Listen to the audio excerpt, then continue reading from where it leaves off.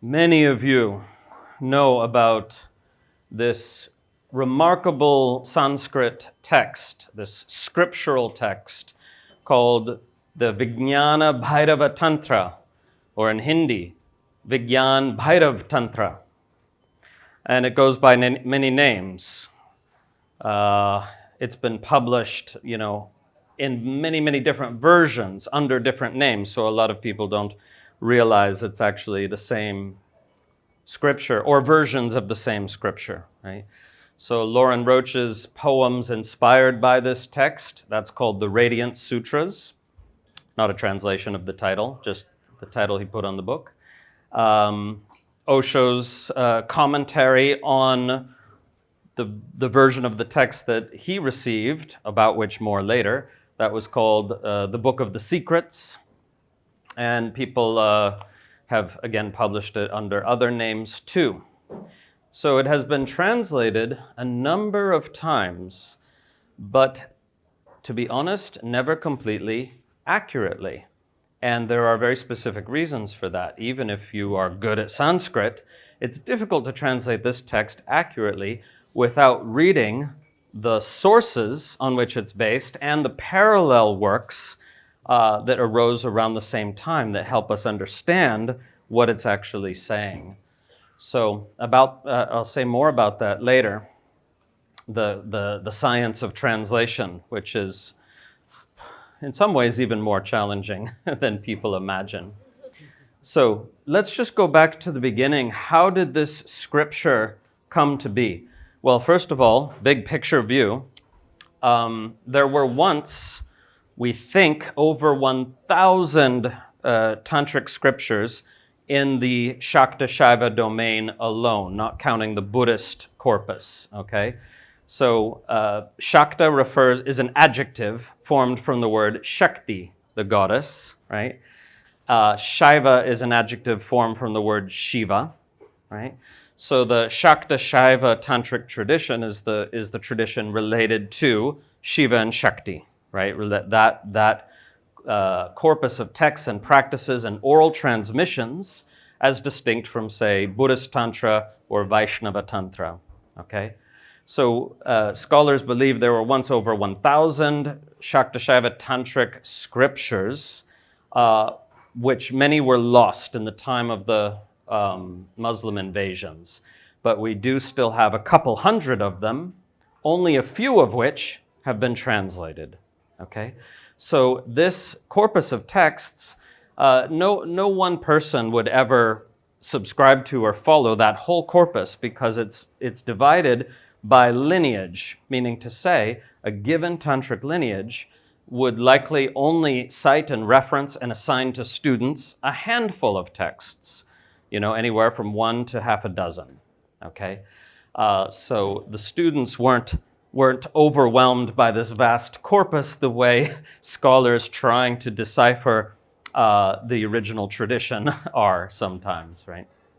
Okay, so of these scriptural texts, scripture means revealed, divinely revealed, okay?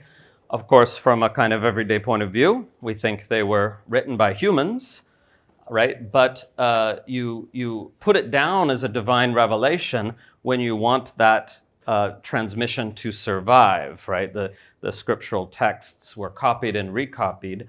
Anyone who copies a scriptural text gets good karma as a result.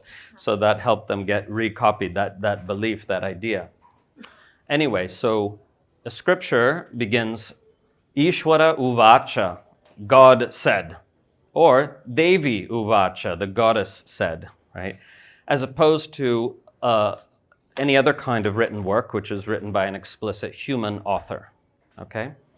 So the Vijñāna-bhairava-tantra is one of the scriptures belonging to the Trika lineage, of Tantra. So if we look at 9 main lineage groupings, as explained in Tantra Illuminated, if you read that, 9 main lineage groupings within the tradition, one of those is the Trika, which means the Trinity of goddesses.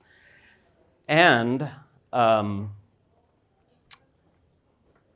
Vijñāna-bhairava-tantra is unusual not only amongst Trika scriptures, but amongst all tantric scriptures. Why? Because most tantric scriptures are thousands of verses long, really big, thick books with incredibly detailed and often very complex rituals and very, very detailed, complex yogic practices and philosophy, just a lot of material. And the Vijñāna-bhairava-tantra, by contrast, I can say VBT to be shorter, it's only 160 verses.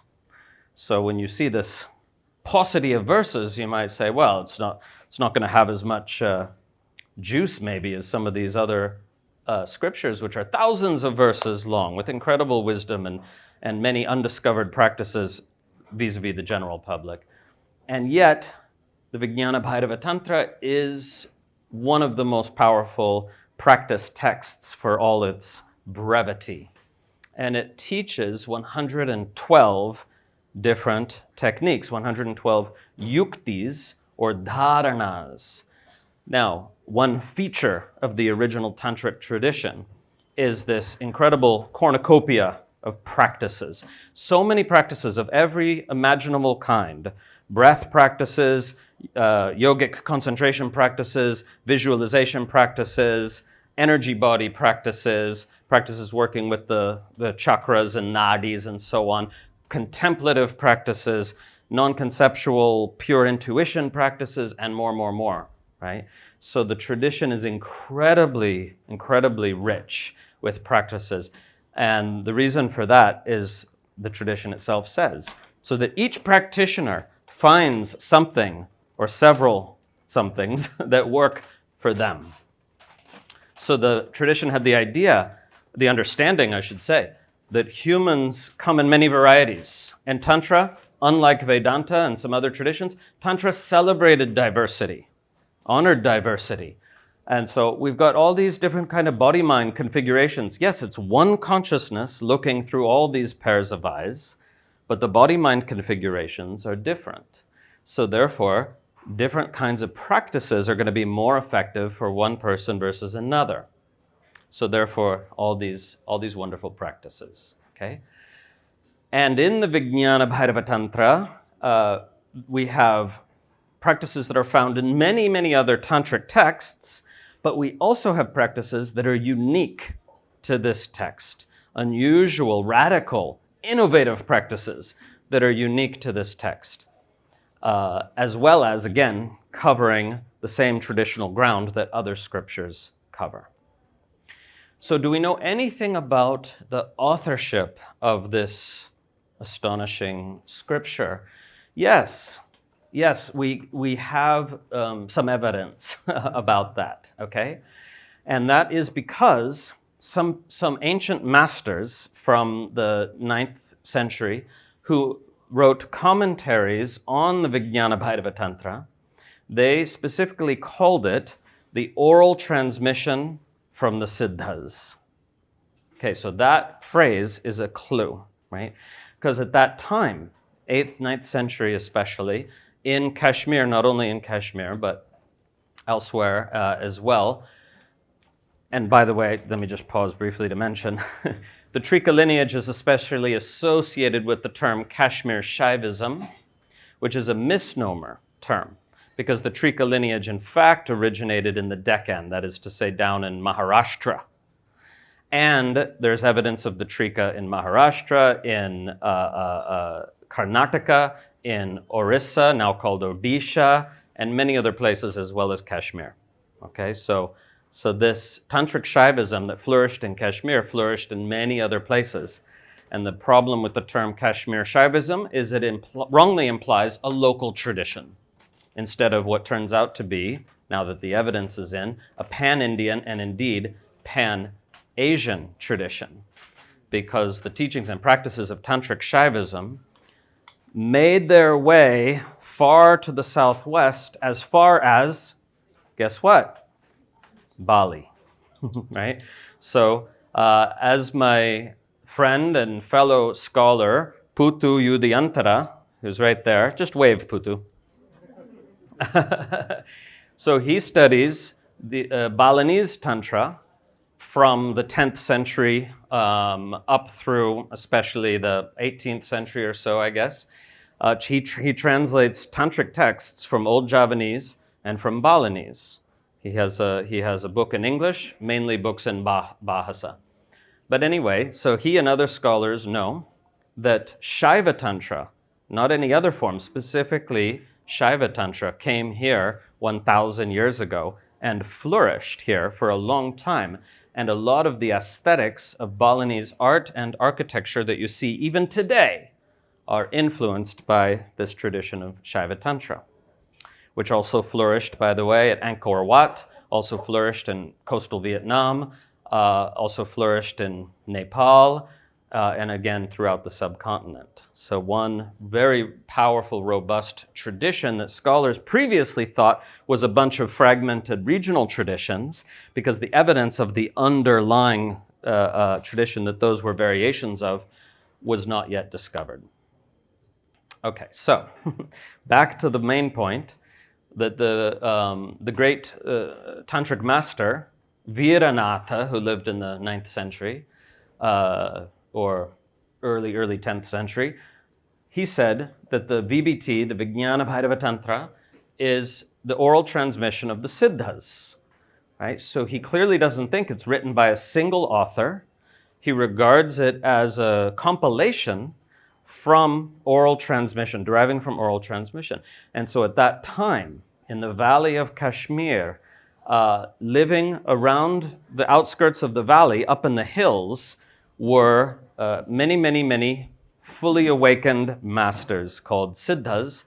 And these Siddhas often had consorts, partners, who were always called yoginis. So there's some confusion on this point, because in modern parlance, people use the term yogini, usually mispronounced as yogini. People use that word just to mean a female practitioner of yoga. But in those days, a yogini meant a fully accomplished female master, a female adept, somebody who had realized her essence nature and lived from that place, right? So a yogini is an equal to a siddha in the parlance of those times, okay? So when we hear the descriptions of this quite amazing period in history from a spiritual perspective, we hear about some solitary siddhas in the hills, and we hear about a lot of siddha yogini pairs, that is to say consort pairs. And it's also taught that those couples revealed teachings together. So anyway, there's evidence that we have some evidence from a couple of sources actually, that people who were fascinated by these hill-dwelling amazing beings, awakened beings, liberated beings, whatever you want to call them, that some people went up into the hills and sat at their feet and listened to their transmission, and this made it into writing in one way or another. So we now believe that that is actually the source of the Shiva Sutras, which many people have heard of, as well as some other texts that you probably haven't heard of, right? So these sources that are labeled as the oral transmission from the Siddhas, and sometimes they say from the Siddhas and Yoginis, okay? So the VBT is one of these sources that's described in this way. Now, if we take that at face value, then we have a very good explanation for the character of the text, because the text is extremely diverse, right? It doesn't have the feel, especially if you're reading in the original Sanskrit, it doesn't have the feel exactly of a text written by a single author. I mean, maybe a few, but probably not a single author, right? So it seems that these 112 yuktis were compiled by someone at some point, and then whoever compiled them wrote opening and closing verses, right? So those opening and closing verses have beautiful spiritual philosophy and quite sophisticated and subtle spiritual philosophy. And they sort of bookend the 112 practices. Okay, so what's interesting is that when Muslim conquest came to the Kashmir Valley, that's about 1300, By the way, we're recording all this because I'm throwing a lot of information at you, and you don't need to keep track of it all. Right? You can go back, review the recording.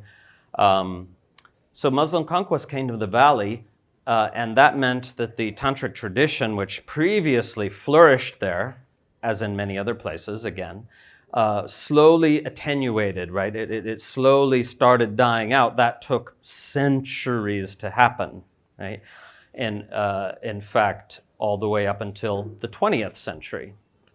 So what's interesting, though, is that as, when the conquest happened, suddenly there was no more funding, right? Because before there was funding from the state, from the king, for this tradition, this tantric tradition. It was funded. People were paid stipends just to do spiritual practice and investigate our ultimate potential, which seems like a good idea.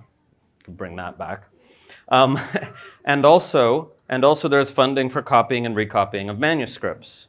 Manuscripts have to be recopied a lot in India because the climate erodes them and they get eaten by ants. I've looked at many, many manuscripts where you can see where the ants have eaten, or worms, whatever they are.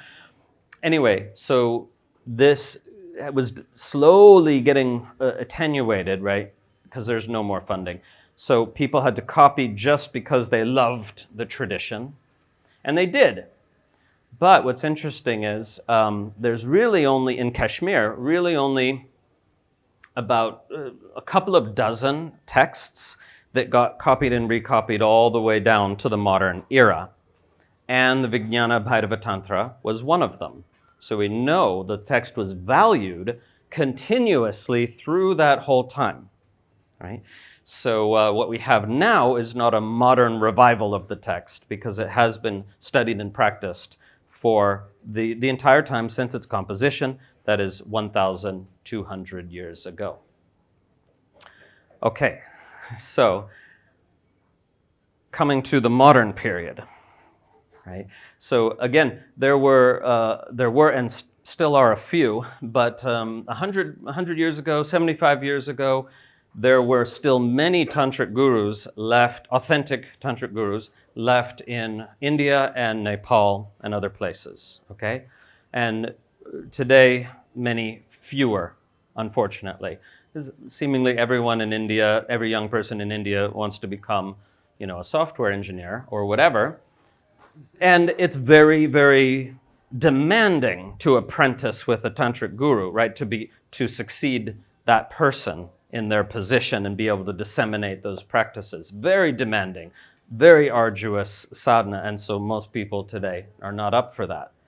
I mean, that's of a piece with a bigger phenomenon, I'm afraid. Most people, anyway, I won't get into it. We have limited time. Okay, so 75 years ago or so, there was this young guru in Kashmir named Swami Lakshman Ju. Okay, Ju is the Kashmiri equivalent of Ji. So you've heard of people say Swami Ji or Maharaj Ji. So Lakshman Ju, it's an honorific suffix. So he was in the 50s a young guru who had succeeded his own guru, Swami Ramdas, and different Swami Ramdas from the one you might have heard of. And it was around 1955-56 when a great poet, who is also a Zen practitioner, named Paul Reps, journeyed through Asia, and he journeyed to Kashmir because Kashmir's beauty was legendary then and now and for all the centuries, right? And by an incredible stroke of luck, he found Lakshmanju, who was very humble and remained a very humble being, right? So he sat with Lakshmanju for months and learned as best he could the practices of the Vijñāna-bhairava-tantra. And so then he was inspired to write Zen-like aphorisms, on the text. And so he dedicated himself to that. He wrote 112 little sutras in English, 112 little teaching aphorisms directly inspired by the 112 yuktis or practices of the original source. But he did not attempt to give an exactly accurate representation of those practices. He wanted to give a poetic evocation of those 112 practices, and he did. He did a great job, given that that's what he was trying to do, okay? And what's interesting is, for a scholar like myself, reading closely Paul Rep's version, you can see the influence of Lakshmanju's teaching, because some of the verses in the original text are hard to interpret. And you can see in the way Paul Reps is rendering them, that he's rendering them in the way that he was taught by Swami Lakshmanju.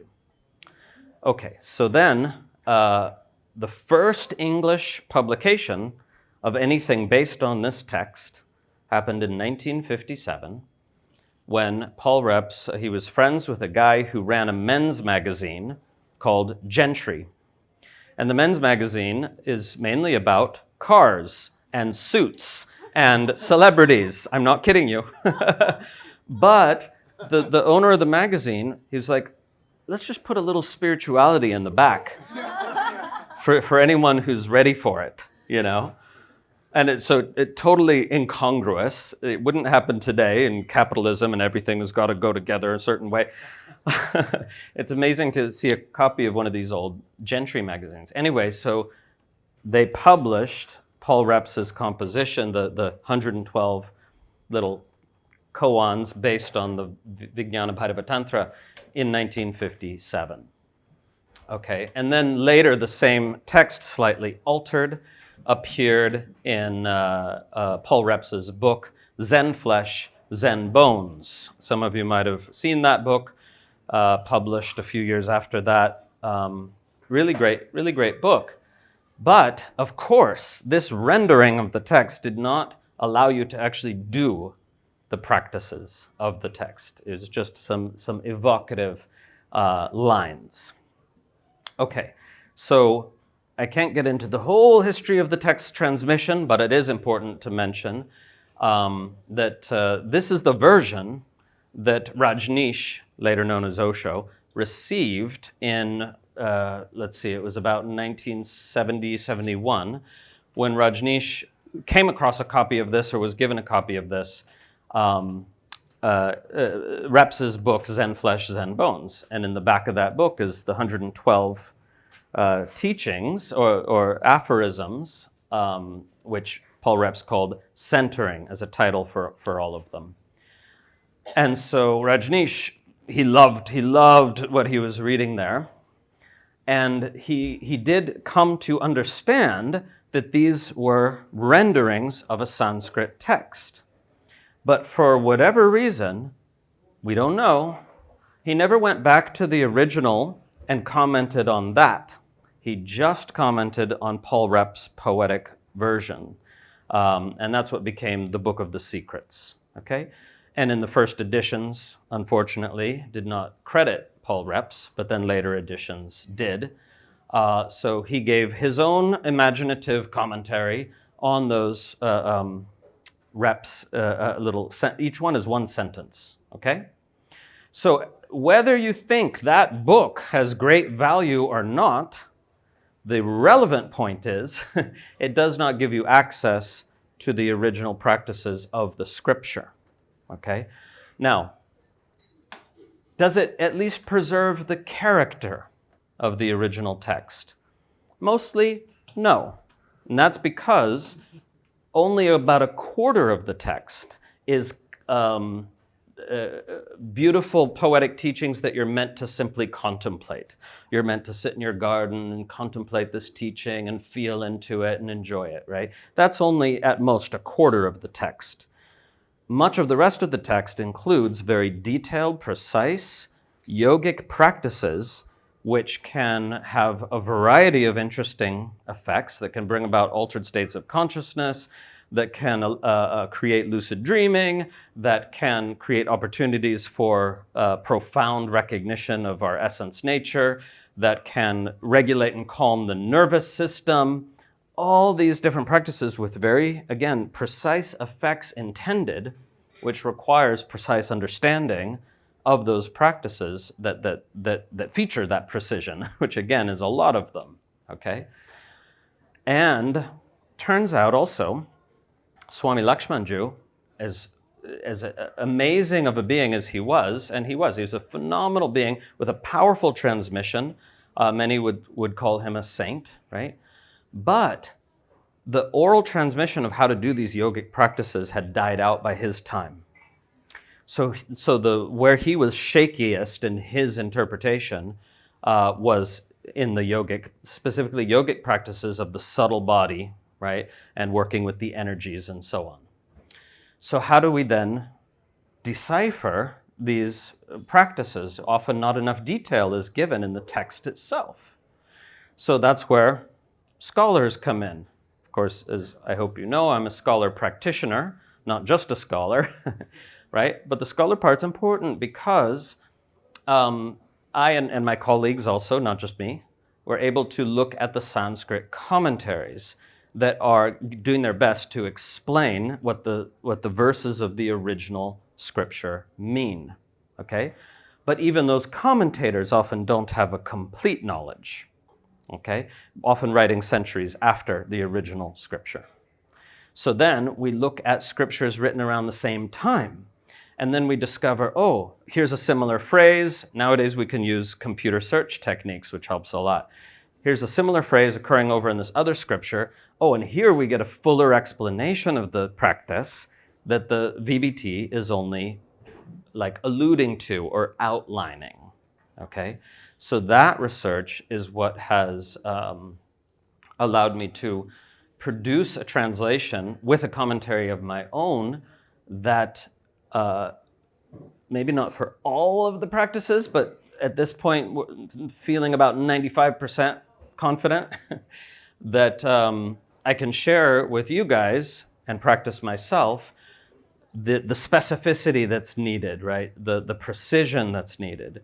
So that's why I want to be clear about this. I'm not saying the previous translators were inadequate. I'm not saying they were incompetent. I mean, certainly a few have tried to translate the text who were in fact not competent, but there have been many good translators as well work on this text who simply didn't have enough parallel passages, enough similar and related texts in front of them to compare and figure out the missing details, okay? So that's why, without necessarily being any better than those previous scholars, I have, and a couple of my colleagues who've also worked on it, have been able to produce a translation and explanation that allows you to practice these techniques, these yuktis or dharanas, as they're also known, as they were being practiced 1,000 years ago, and more recently too, because the knowledge of the yogic practices only died out a couple centuries ago in Kashmir, even though the text continued to be translated, right? But the precise knowledge of these yogic technologies of consciousness in Kashmir, at least, died out a couple centuries ago, and in many parts of India too. And there's specific reasons for that that I don't have time to get into. Okay, so it's exciting.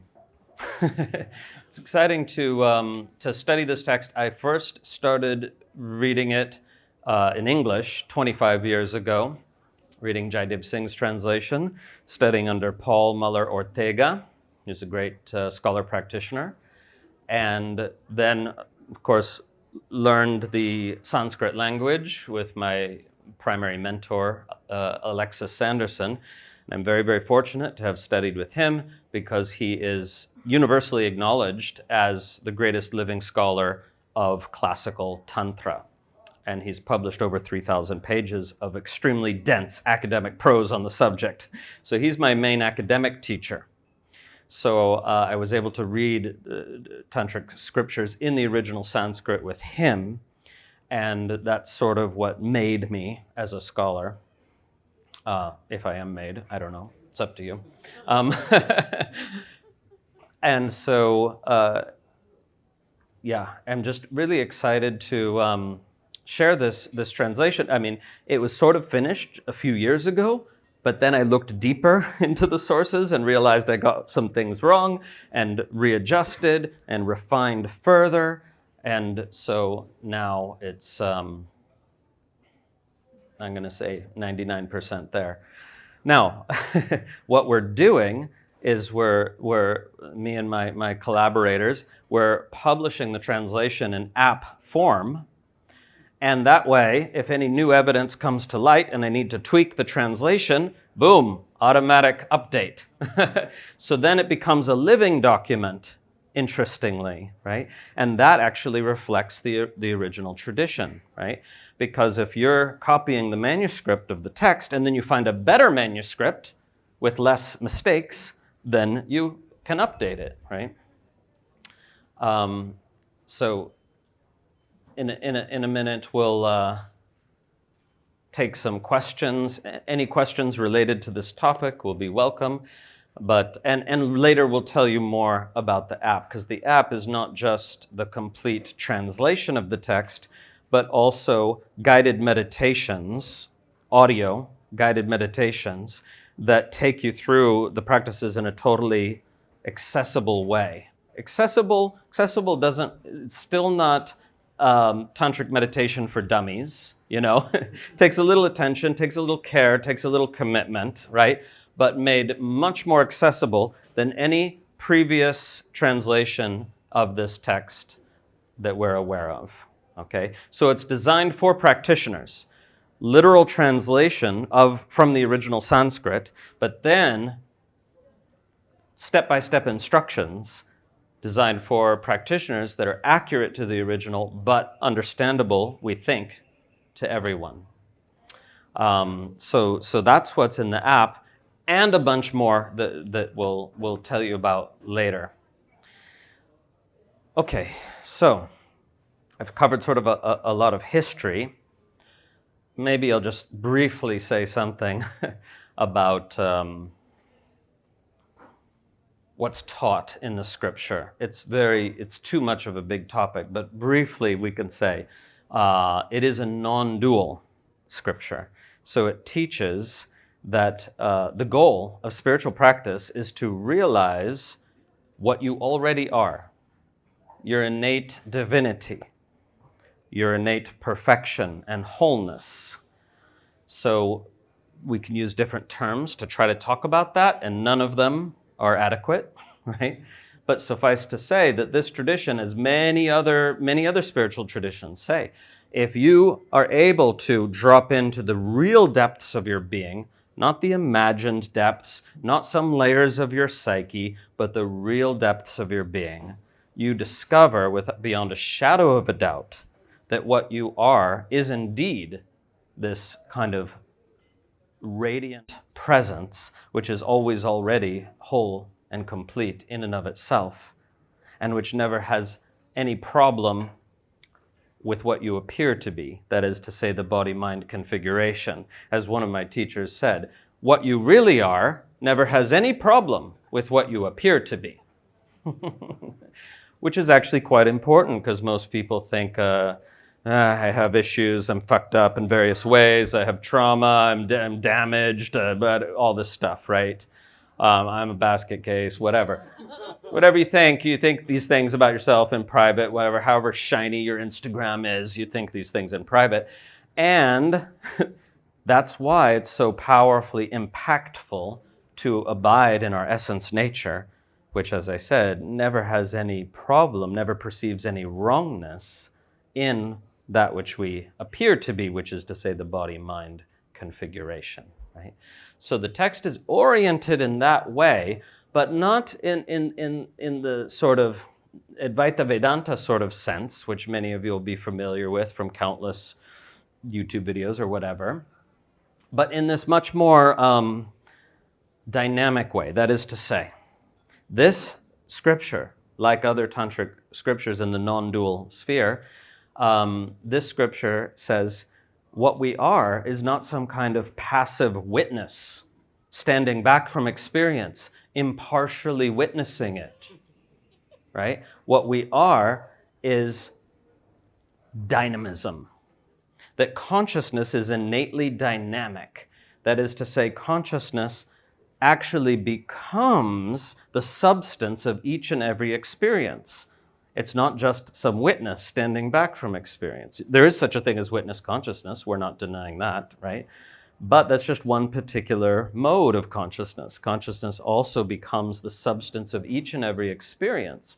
And that's why experience does not need to be denied. Desire, bodily experiences do not need to be denied in this tradition because they're actually what consciousness wants to experience. And that dynamism is called Shakti, right? So the debate back then was between non-dualists who believed in Shakti and non-dualists who didn't.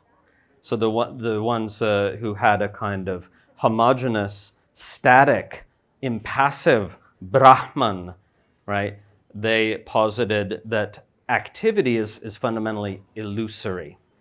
And this tradition says, no, activity is real. It's Shakti. It is the power of the goddess, that is to say, for consciousness to embody itself as form. Okay? So that consciousness is innately dynamic, not static and passive. So that's the teaching in this text. And the goddess in this scripture is called Paradevi. That is to say, the goddess can go by many, many names. And in this scripture, she doesn't have a name, actually. She has a title. Paradevi just means the supreme goddess. But she is described in a particular form, in a particular way. Here's a wood carving representation of her. So what also has been missing before now is that the actual, specifically tantric aspects of the text have been sort of minimized, right? So the role of this goddess, Paradevi, who's said to be the emanation of all goddess forms in the world, right, has been sort of minimized. She's not been understood before now to be a specific form of the one goddess, the Mahadevi, right? So there's specific teachings in the text about her and the other deities of this particular lineage, which I bring out in my translation. Okay, I could go on and on, but I shouldn't, because you should have time for questions. So that was just a little bit about the view of the text, meaning to say the spiritual philosophy that it espouses, as it were, the view on the nature of reality, right? But again, it's mostly a practice text. And all the practices fall into these three basic categories. The practices having to do with the physical and subtle body, practices having to do with the mind, right? Purifying the mind of all its socio-cultural programming, which creates an artificial state of limitation by basking in, immersing in transformative teachings when they're understood to be not just concepts, but pointers to deeper reality. And then the third kind of practice is these non-conceptual, intuitive practices where they either click or they don't, because you can't, the more you explain them, the more you go into concept. So the cue is given, and it clicks or it doesn't. And if it doesn't, you go back to it later, right? With these sort of direct, non-conceptual practices that the text offers. Okay. If anyone's interested, I have loads of blog posts about this text. I have loads of videos on YouTube about this text, but the real juice is in the app, which will tell you a little bit more about. What kind of time are we looking at here? 4? Okay, so we still have some time. Questions? Anything related to the topic, Please don't ask me about seminal retention. Just anything else. We're gonna have a mic and I'll run the mic. Mm-hmm. People are always asking me about that on YouTube,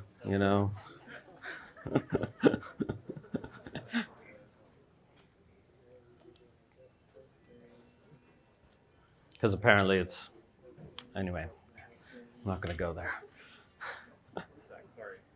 I think they're braver to ask about it on YouTube than in person, probably. Yeah.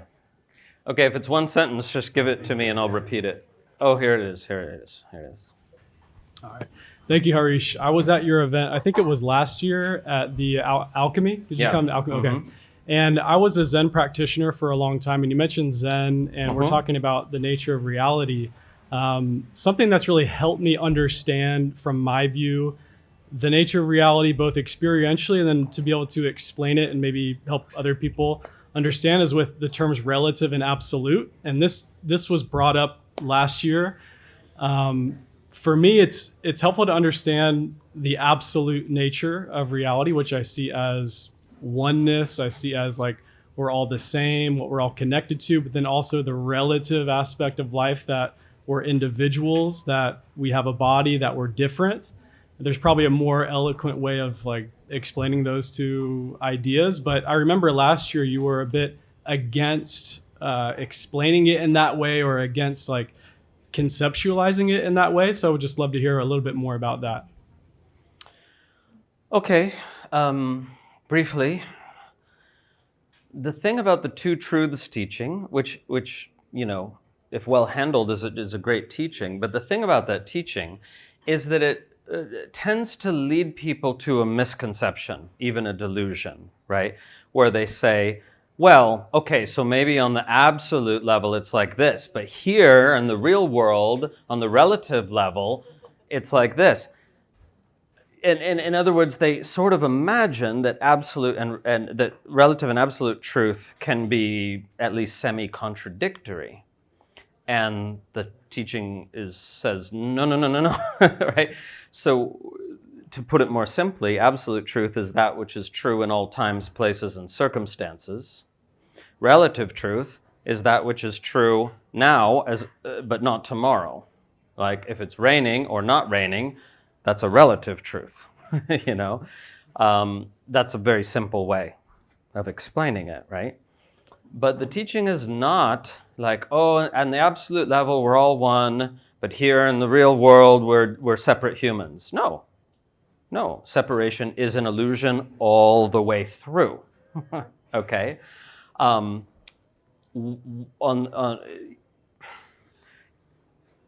Of course, there are relative truths that are social, cultural, and legal truths, right? So we define concepts like the person legally. That doesn't mean that the person exists as an ontological entity, right? After all, in Western society, corporations are legal persons, right? Perhaps a terrible idea, but they are. They have the same legal status as any of you, right? And so that from a spiritual point of view, that's actually a helpful thing because it shows the construct of personhood is a legal fiction, but it should exist, insofar as anything should exist, because it allows us to have laws that protect persons in certain ways, right? That allow for the honoring of what we call healthy boundaries, right? But that's not to say that boundaries, actually fundamentally exist. They clearly don't, because all of us are 100% permeable to our environment, our physical and our psychic environment, right? So that's sort of a big topic, but in general, the misunderstanding is that people tend to dismiss absolute truth as something that's sort of irrelevant to the here and now. And this tradition, and every non-dual tradition, teaches, no, the absolute is 100% relevant to the here and now. Because, for example, if you realize that the self you thought you were is a mental construct and a social construct, not actually existent entity, if you actually realize that experientially, then it's radically life transforming. It has a huge impact on every moment of every day. And in the same way, there's plenty of other teachings that, when realized, have an enormous impact on our day-to-day life, right? So the tantric tradition is, in a way, all about dissolving the false boundary between the spiritual and the worldly, right? And that's why the Vijñāna-bhairava-tantra features all these practices that are done in everyday life, right? Practices for when you're sitting in the park, practices for when you're watching light play on the bottom of the pool or on the floor, practices for when you're eating, practices for when you're making love, practices for when you're listening to music, practices for when you see a friend after a long time, practices for when you see a huge canyon or a deep well. The list just goes on, right? And that is so crucial. And this is what also allows us to bring a different perspective. Because if you think of all the meditation apps out there, right? They're like mainly mindfulness meditation, Buddhist meditation, sitting quietly and getting calm meditation, right?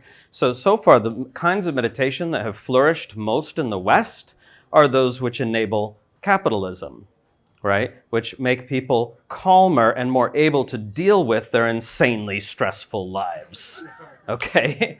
So tantric meditation, of course we have calming down practices, but we also have activating practices, empowering practices, practices that weave into all aspects of everyday life so that we can erase this false boundary between the spiritual and the mundane. So, next question. Thank you. I don't know who has the mic. So you want to bring it over here? Yes. The one in white first. Hey, Harish, it's Christine. Oh, hello. Hi, how are you? Oh my gosh. The joy of seeing a new friend. I have this bright light in my face. No worries. I appreciate This is my it. friend Christine, who has a wonderful podcast called The Rose Woman. Thank you. Thank you. I so appreciate the precision and detail and your commitment and passion for making it more and more accurate. So first, thank you for that.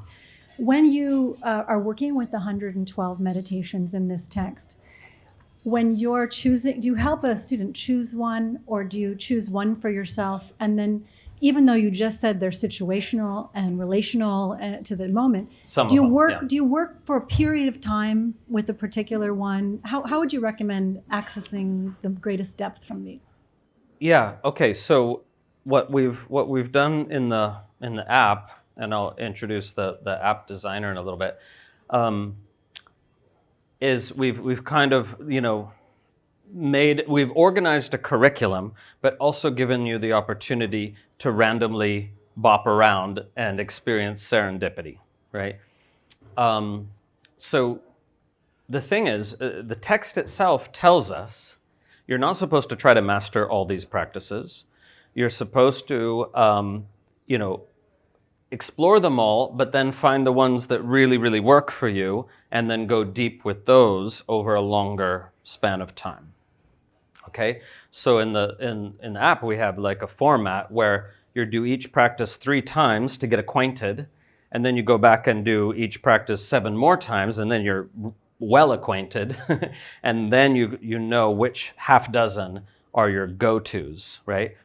Now, in practice, of course, it's more organic than that. Somebody might be like, oh, fuck, I love this practice so much, I want to do it, but I'm supposed to do all these other practices too and learn about them, which is great, because then you can do every day the one that you're totally vibing with, and also in another session, do one of the other ones that you're just learning.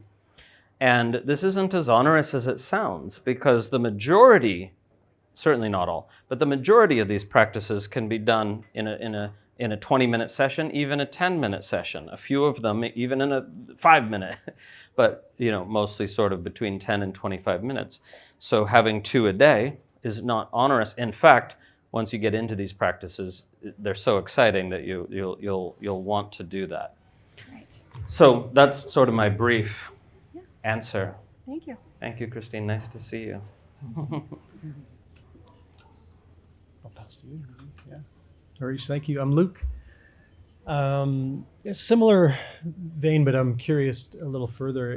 It seems, and I love the concept of this living document, but it seemed that it was about the accuracy of historical text and getting to the source. And I was just curious about the space for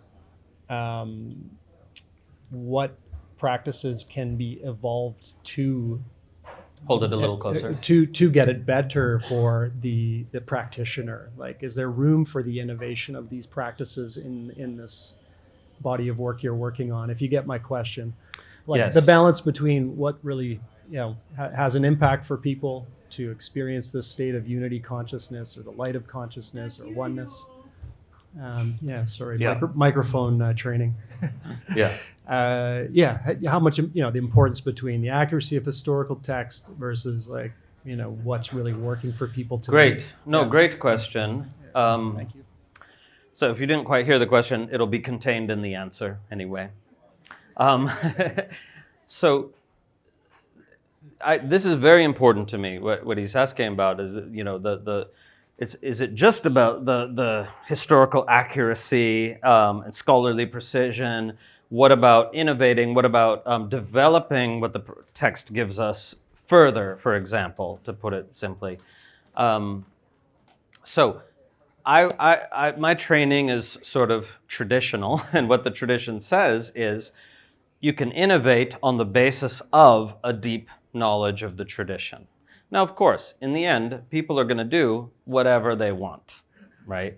But if we want to honor the tradition itself, it's like you learn it properly, and then you start to innovate. Now, where does this innovation come from? Does it come from your mind saying, "Oh, I feel like just changing this practice a little bit, in a way, make it sexier, I'm gonna like it better this way"? No.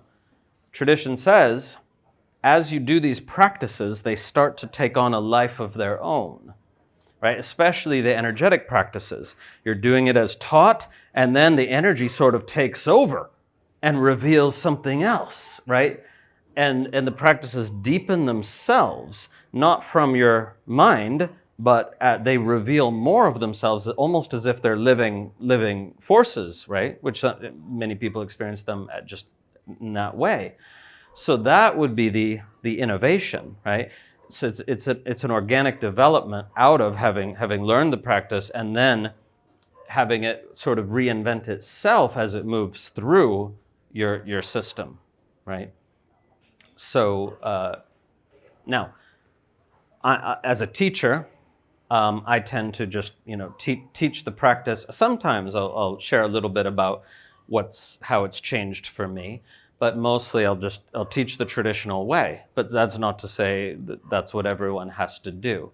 It's just to say, just like a musician has to really learn the scales, right? Has to learn the discipline of the music theory, or an Indian musician has to learn raga forms, right? And they drill in them over and over and over and over for 10,000 hours. And then they can improvise, and their improvisation it can be totally heartfelt, totally personal, but also grounded in their training, So that's very much a traditional view in India in general, right?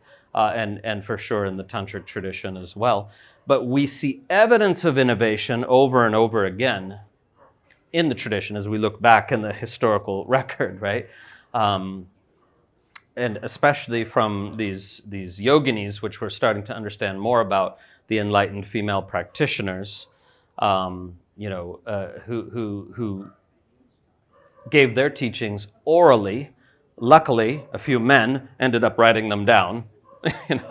There's even a scripture of yogini wisdom, where at the end of the scripture it says, "This should not be written down in a book." And the person wrote it in the book. Didn't think to omit that, but I'll just put it all down. Anyway, so that's another big topic. Did that make sense? Okay, good. Yeah.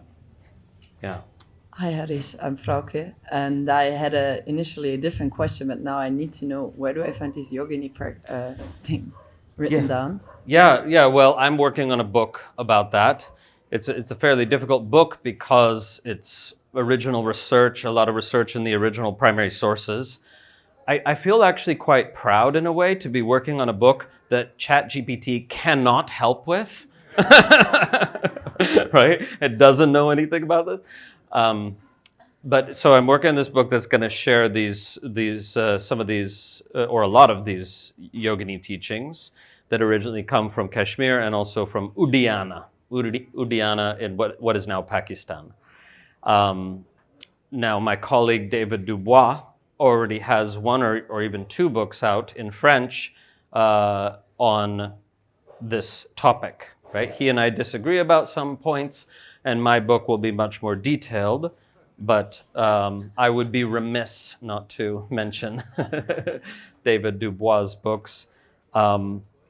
Written in French, there are English versions now, and the translation was done by AI, so it's not as good as reading them in French. So. Thank you for that. Yeah. And my initial question, thank you for existing and transmitting with your knowledge and your embodied sensation of what you live. What is your current favorite intuitive practice? If you want to share, I'd be super curious.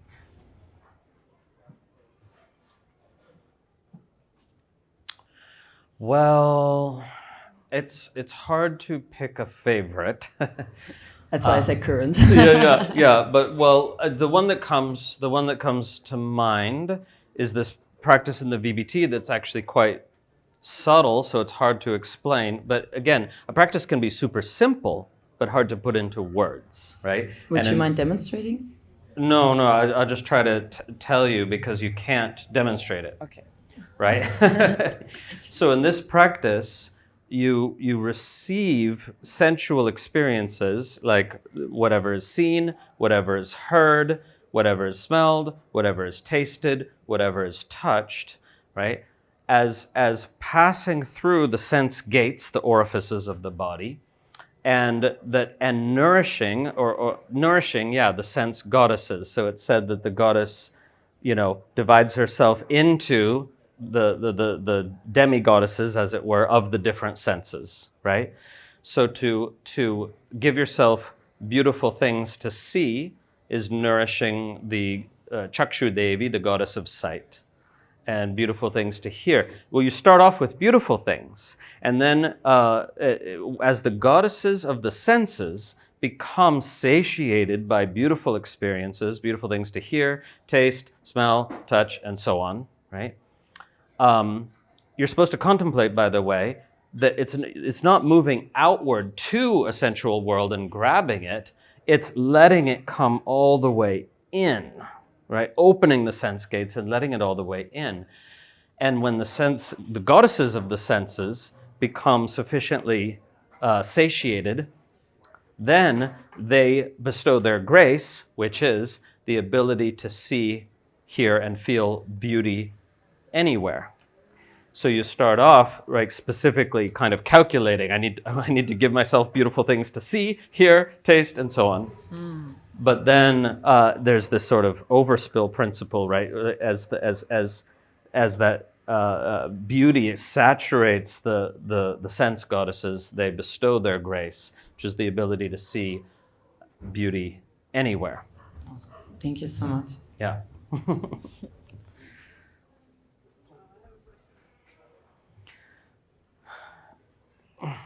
Hello, Margot. Nice to see you.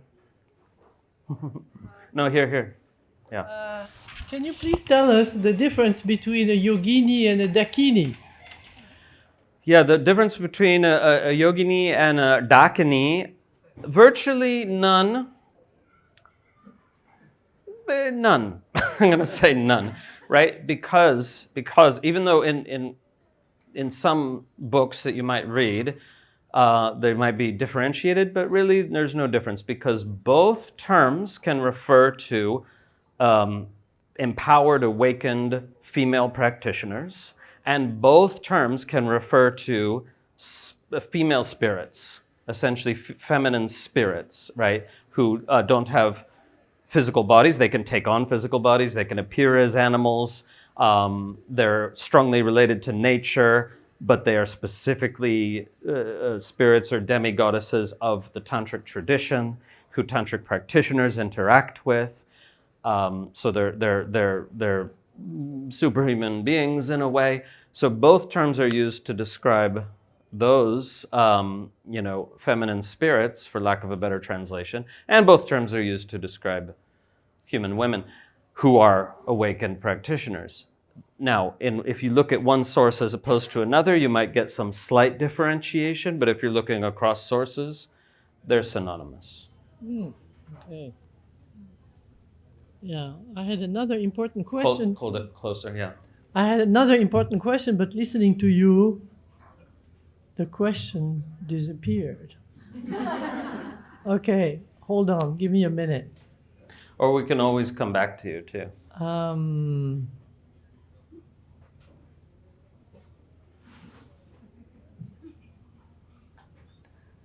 Yeah, do you have a school? Do you teach? Yes. And what? But I mean, my school, such as it is online. I do retreats all over the world, but not enough to keep up with demand. So my school is mainly online. And I bring in some guest teachers and fellow scholar practitioners sometimes, and it's a growing, thriving community, and it's focused, right? It is just specifically classical tantra as taught 1,000 years ago, again preserved down to the present day, but kind of honoring the form that the tradition took when it peaked historically, which was 1,000 years ago. Yeah, so Tantra Illuminated platform. Yeah. So, yes. Yes, thank you. Hi, thank you for sharing all your wisdom. My rational brain loves the way that you describe and break things down. For someone, I have Osho's book of secrets. It's back in America, untouched. So for someone that's stepping into this new, what do you recommend? Where do I start? And is it important to learn the history as you described before I dive into all these things? Like, where does one start with a blank slate? Where does one start with a blank slate? That depends on your goal. Depends on where you want to go with this. So, for example, if you want to learn like about the rich history and textures of this tantric tradition, which again is specifically Shakta Shaiva Tantra.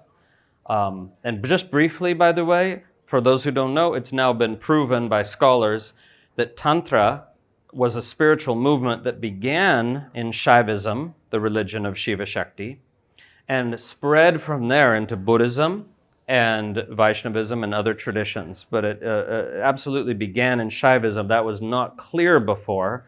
So, the Buddhists wanted to believe it started there, but now we can establish it started in Shaivism. Just a historical note. Anyway, if you want the whole broad sweep of the tradition as well as specific teachings within it, right, there's my book, Tantra Illuminated, right?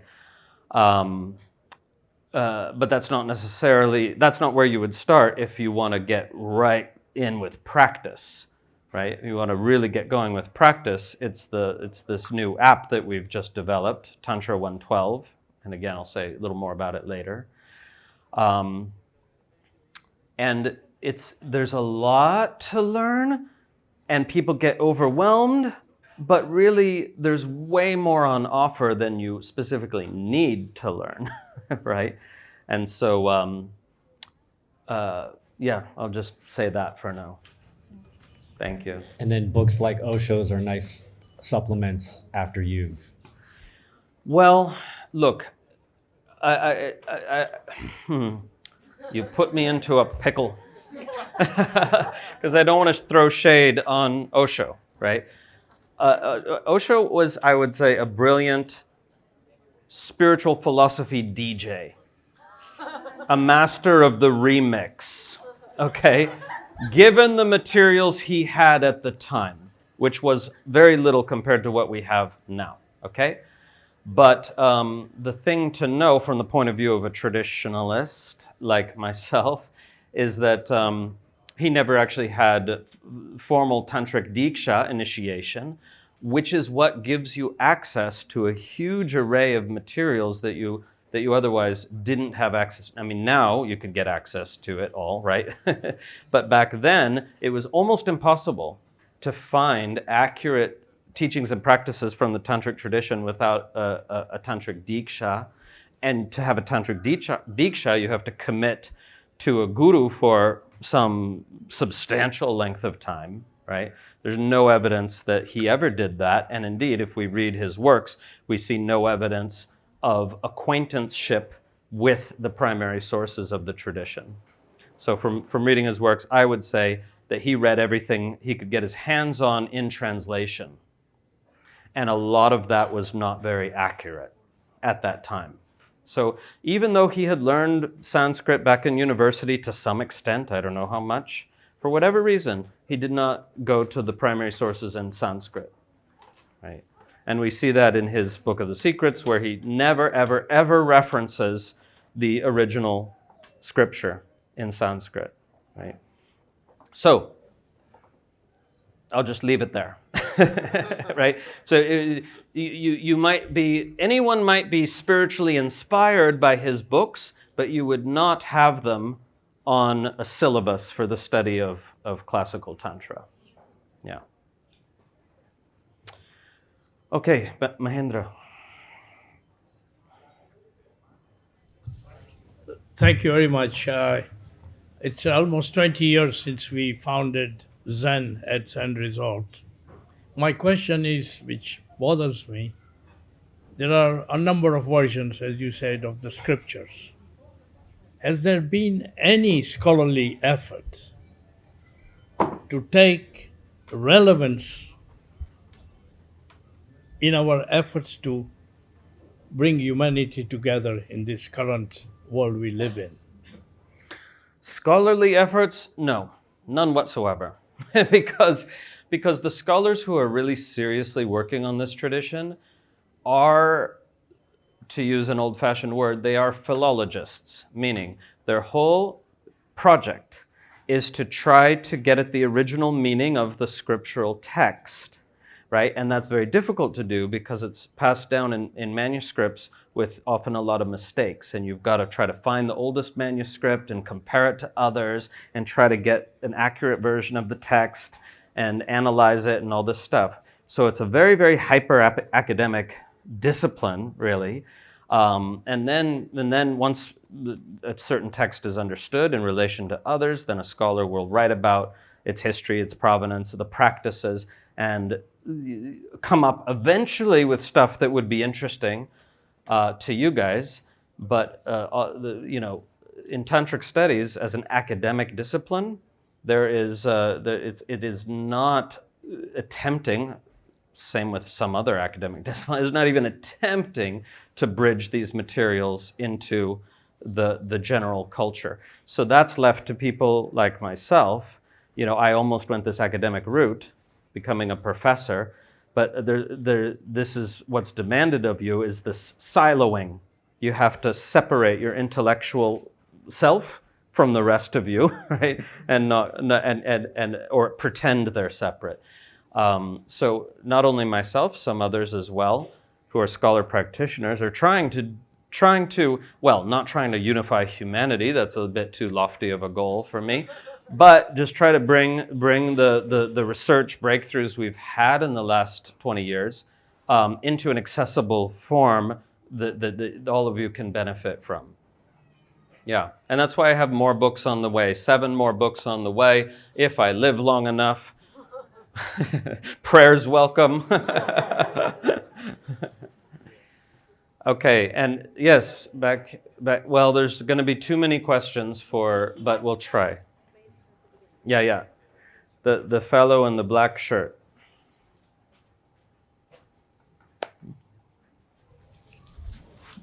Hi. Yeah, you commented a bit on this earlier. I was curious about your take on kind of the impact of Shaiva Tantra on kind of Tibetan Buddhist Tantra, and why do you think the Tibetans kind of missed out, and why do you think they preserve particularly well in terms of concepts or practices?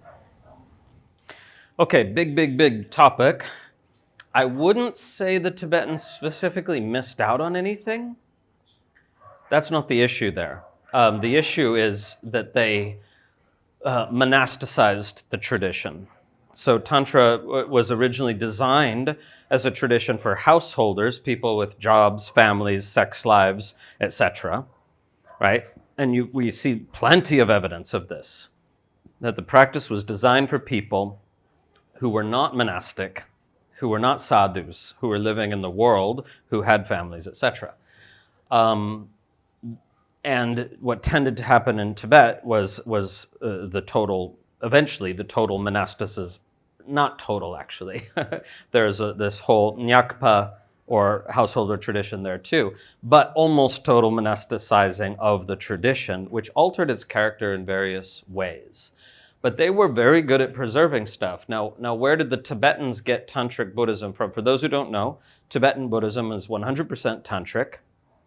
The Dalai Lama is a Tantrika. He just doesn't use that term publicly. People misunderstand in various ways, you know. And everyone in his tradition is practicing a form of Tantra, what I would call an institutionalized, monasticized, highly ritualized form of Tantra, right? So it's quite different in that way from many versions of Shakta-Shaiva Tantra, which are more fluid, more non-hierarchical, less institutionalized, etc., okay? But in terms of specific practices and teachings, you know, they were good at preserving. So the Tibetans got Tantric Buddhism from the Indian Tantric Buddhists, okay? So Buddhism had already become thoroughly tantricized in India at the time it was exported to Tibet. There was virtually no non-Tantric Buddhists left in India at that time. But then Muslim conquests came, wiped out Tantric Buddhism in India because it was also fairly monasticized there. And so the more institutional structures you have, the easier it is for conquerors to wipe you out. And that's why Buddhism disappeared in India with the Muslim conquests, and Shaivism, including Tantric Shaivism, survived, you know, and Vaishnavism too. Okay, but long story short, the Tibetans don't necessarily know this, but the Tantric Buddhism derives most of its practices from Tantric Shaivism. Okay, so that's well documented now, and the practices are very, very, very, very similar, but just sometimes done in different contexts, right? But then when Buddhism acquired this whole body of Tantric practice from Shaivism, including even when necessary through spying, right? We actually have a manuscript of a Buddhist text that tells Buddhist practitioners how to disguise themselves as Shaivas so they can get the secret Tantric teachings and bring them back, you know.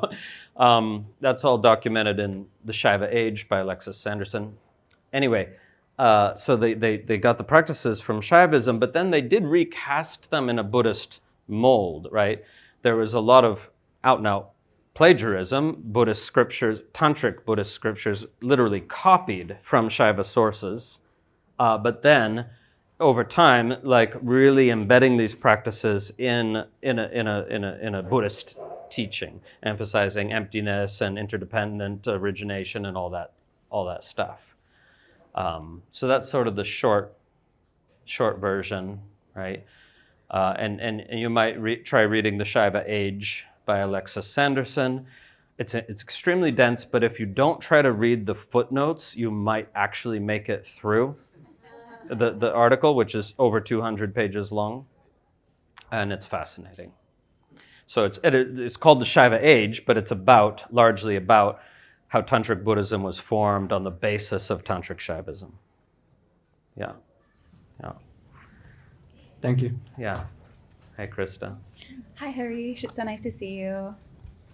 So my question is, I've been studying with you. I met you the first time at 23 years old, so 17 years. Wow. Yeah, and have been practicing this for many, many years. And what I've experienced is some of these practices, as I've studied with you and then my other teachers, is they're not exactly quote unquote safe. Like some of them actually do awaken states of consciousness that require like diksha, that require initiation, they require guru, they require like a midwife to help you through this massive shift in consciousness. And so I was curious, I was like, oh, he's making an app for this where like it kind of takes out the need for diksha and initiation and guru, because you just have direct access to receiving these teachings and these practices. And so I'm curious as to like, will the way that you construct the app be in such a way that it's actually rendered safe for the average person to receive them? Is it like just trusting in the flow of Shakti and trusting in life, that if someone is meant to experience a profound moment of awakening that rattles them and takes them 6 months to put their consciousness back into like capacity to function and all of the things? We've all been through it. Why shouldn't they? Well, yeah, like No, but I have a fuller answer. Yeah. Or if it's like, because there are like one of the fundamental aspects of Tantra is the fact that that initiation like is required, like teacher is required. This is what makes tantric practice very different than some of the other traditions. And so I was just kind of curious as to like what your thoughts are around that and the app and how to work with this, and if somehow the Vijñāna-bhairava-tantra is specific, that the practices are such that the average person can access them. Mostly.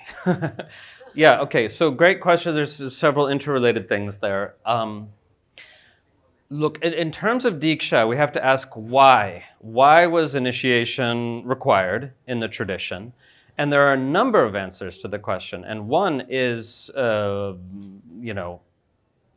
quite frankly, economic and political, right? It's how the tradition maintained its institutional base by requiring formal initiation for everyone who's interested. Now, of course, the tradition always had these grassroots versions of itself, but it also had, until the conquest, a very strong institutional base as well.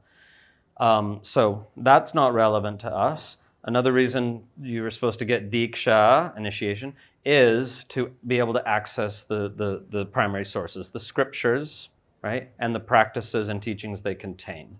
Okay, so that's not relevant to us. We already have access to everything, right? I mean, if anything, our problem is too much access without much discerning guidance. So, is there any reason that Diksha is needed? I wrote a kind of article on this, but long story short, I don't see such a thing apart from this one factor, which is traditionally when you take Diksha, you commit to the Samaya. The Samaya is called the pledge, right? Samaya means pledge or vow or something like that.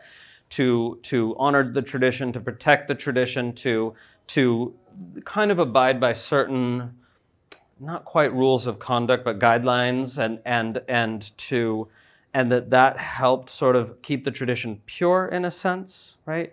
And so I think that's one element of the Diksha requirement that is potentially beneficial for everyone. Like if you had to take a vow to protect and honor the integrity of the tradition and communicate it accurately, and not just learn a practice on Friday and sell it online on Monday sort of phenomenon, that could be good. But other than that, that samaya aspect, I don't really see an actual reason for that we need Diksha anymore, and as a formal ritual, right, of initiation. And what I do see is a lot of people who go around saying, no, you must have Diksha, you must have Tantric Diksha to get access to, and that's the only proper way. That a lot of the time what they're doing is protecting their own spiritual ego. I'm one of the special ones who's gotten the Diksha, right? And sorry to say it so harshly, but when time is short, we have to be more blunt. Now, but the more important question, as far as I'm concerned, is the one you raised. Yes, is there a possibility working with these VBT practices in the app that, the top of someone's head blows off? Yes, there's a possibility. Is there a possibility of some very powerful experience that people tend to call Kundalini awakening, whether or not that's the correct term? Yes, that's possible. It's going to be the minority in general. When practices are potentially very powerful, what we've done is we've reserved those to the advanced level, right? And you have to do all the other practices before you can get there. I haven't revealed the mantra that you're supposed to use in that particular practice that activates it more strongly, or something like that. So we've tried to put a few little guardrails there, but inevitably it's gonna happen, and it happens anyway. It happens spontaneously, right? You can't stop it. But midwife is the right word, because you said that, so you need guru or whatever. You don't necessarily need guru. Well, depends what you mean by guru. Everyone needs teachers, right? Lowercase g, guru. Everyone needs gurus. Everyone needs teachers. You can't do this on your own. Everyone needs peers as well, right? But this midwife idea, that's when you need, I don't know about need, but you really benefit from having the support in real time of somebody who's experienced something similar, who knows how to ground. So that is absolutely in the cards, right? So for the app, we have a WhatsApp community, and eventually we'll kind of have appointed people who can support others who have, spiritual emergency or whatever we're calling it now. Yeah, thank you. I definitely fall in the category of the minority that has done these practices and took me 6 months to be able to be like, I'm a human, weird, Yeah. And in that experience, I really understood actually why initiation is important, and why having a teacher that can give you guidance along the way has been important. And also a teaching that I received from you years ago on the 9 stages of awakening, how there's a certain point where you have to be midwifed. You have to have a teacher to guide you through these moments where you are no longer what you once were, and there's no going back. That there is these moments where you are radically irrevocably shifted into a new state of being that requires being held and midwifed by you had said guru, teacher, mentor, community, all of these pieces. But I think in your answer, you gave a good thing of mantra for me has always been very much that's the clincher, that's the key that requires a lot of these pieces. And And yes to everything you said. And also, there are many, many examples, my friend Kiran Trace, who I've interviewed on the podcast. She had a mega awakening out of the blue, not from being given a too powerful practice, just out of the frickin' blue. She went to tie her shoes and she exploded into the whole universe. And it took her 6 months to even remotely be functional also. And she found teachers and guides and mentors and helpers without ever doing any diksha, without ever taking any formal initiation. And I'm not saying you should or you shouldn't. I'm just saying there's many ways that we find our way with this, but certainly we need support of one kind or another, right? And so I try to provide as much of that as I can. Sometimes referring people to others, but it's. There is absolutely no way to make it perfectly safe, as you know, right? And life is not safe, right? So it's okay, but we can put warnings, we can put caveats, and people can go through what feels like at the time absolute hell and still look back and say, I'm so glad that happened. I would never have it any other way. For those of you, just take note. And thank you. We only have time for a few more little ones. Hello. Quick question. I'm just curious, in the text of the Vijñāna-bhairava-tantra itself, like in the outro and the intro that you were talking about, is there guidance on how to relate to like the phenomena of practicing itself, like the motivations of why a person would practice? Or was that something that was held in the guru-shishya relationship around the text? Mainly the latter, but also documented elsewhere. Again, this text is very short as tantric texts go.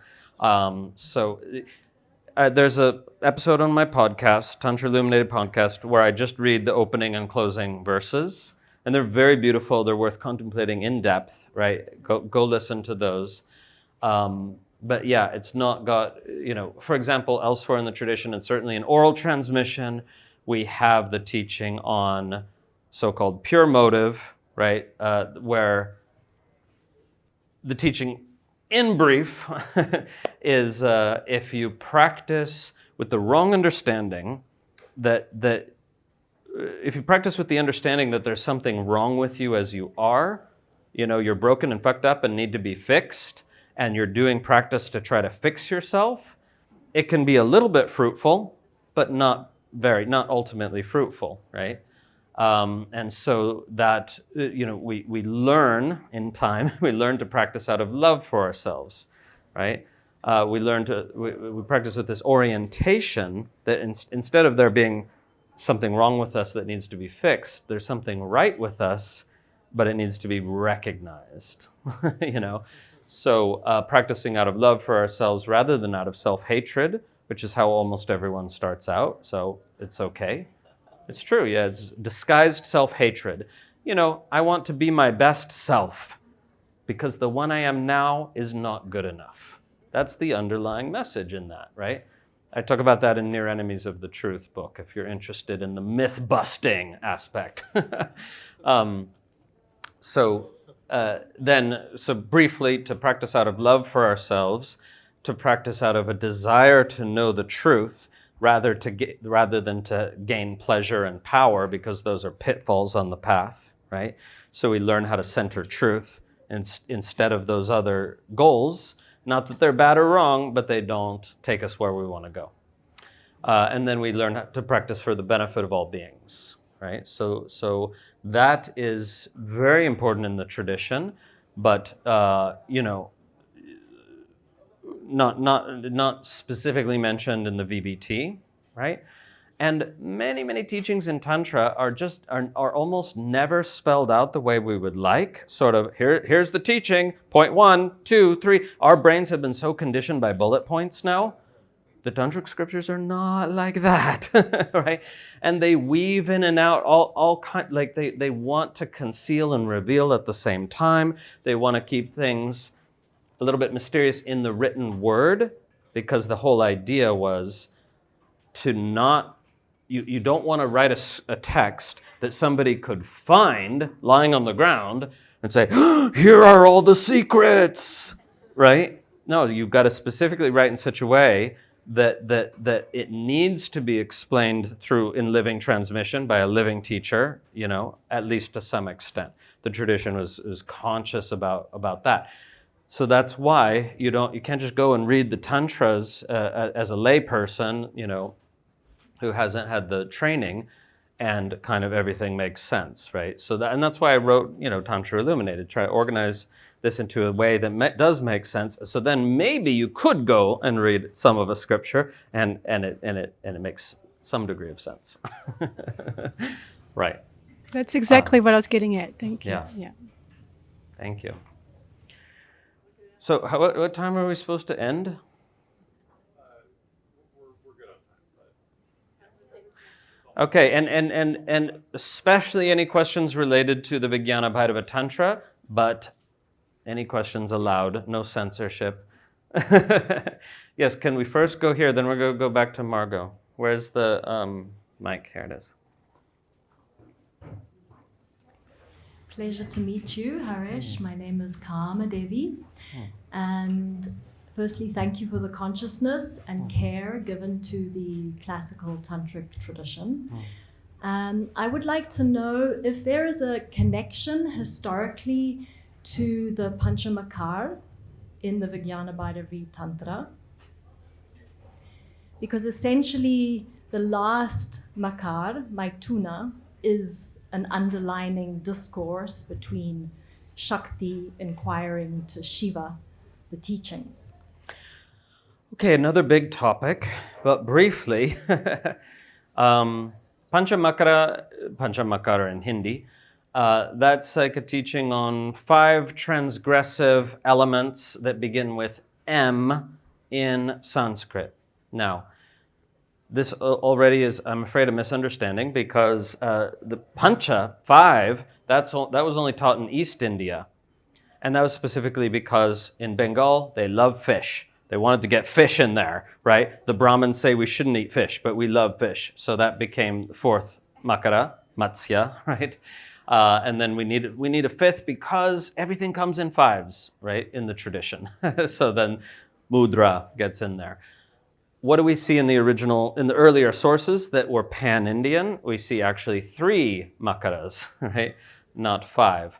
And that, of course, is mansa, so it's meat, wine or intoxicating liquor, and sexual intercourse done as a sacrament, done as a spiritual practice with all sort of ritual preparations, blah, blah, blah, blah, blah. So that is totally detailed in the tradition, right? And there's a lot of interesting caveats that would perhaps be displeasing to some of you, such as you should not be attracted to your partner for Maituna, right? And others that are interesting. Don't have time to get into. I have a blog post about it, though. So Maituna, but more commonly called by code words like the Kula Yaga or the Adi Yaga, the primordial sacrifice. Now, does the VBT allude to that practice? Absolutely, right? The VBT gives 3, maybe 4 practices for working with sexual energy in one way or another. Practices that can be solo, that can be with a partner, da-da-da. So 3 or 4 verses out of the 162. And that is a really good guideline to the place of sexual sadhana within the tradition generally. Meaning to say, you've got this text of 162 verses, 3 or maybe 4, depending on how you read that one, that talk about this practice. And that's about the percentage that you get in the tradition as a whole. In the non-dual tantric tradition, right? In the dualistic tantric tradition, you get zero sexual sadhana. So yeah, the VBT alludes to it, gives some practices, but nothing in detail, right? Nothing like what Abhinavagupta does in chapter 29 of Tantra Loka, which is a very detailed teaching on sexual sadhana, and a bunch of related practices as well. Yeah. So you don't find the specific word Maituna in the VBT, but explicitly sexual practices are there. Yeah. And again, when you read the text as a whole, you're seeing, oh, it's, practices to do while eating, while listening to music, while making love. It has about, you know what I mean? They all have sort of the same level of significance, more or less. Maybe the sexual aspect is slightly more emphasized because it has maybe one more verse than the others. But yeah, this sort of balanced view, right? So what happened in the West is, I'm sure you all know, right, is now it's correcting finally. But for many decades, Westerners, were just fascinated by any version of sex that wasn't shameful, that was in fact spiritual, right? And so, there's this tantra, and then, the tradition got interpreted by the West for decades as being primarily about that, instead of really being about literally everything. Every aspect of human life. So I like to joke, there's no more such a thing as tantric sex as there is tantric walking down the street, tantric eating a meal, tantric listening to music, right? They're pretty much on the same level, right? All these different aspects are to be entrained in our spiritual practice, in our awareness cultivation, in a joyful way, right? Not in a I have to make everything religious sort of a way. And that's one thing, again, that's fascinating about the tradition, because it arose in India, where everything else before this, every spiritual tradition in India before this, was about a spirituality separated from everyday life in a variety of ways, and sometimes even all the ways.